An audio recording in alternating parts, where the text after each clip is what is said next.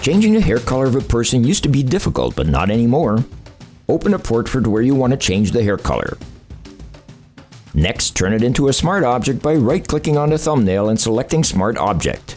A smart object will ensure your original stays the same, no matter what changes you make to the image. Now go to Filters and select Camera Raw. Click on the third icon, which is the masking option. This will open a new dialog box. Give AI a second to find that person, and when it does, click on the person's icon. It will then highlight the entire person. Amazingly, it will break the person into parts such as face, body, eyebrows, lips, etc. Because we're going to change your hair color, click on Hair and then Create. Next, click on the color picker to select the color you want.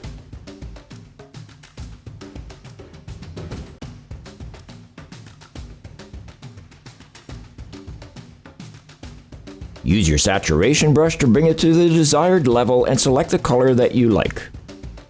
When you're satisfied, hit OK and you're all finished. As with all Photoshop quickies, it's best to pause this video as you work through the steps.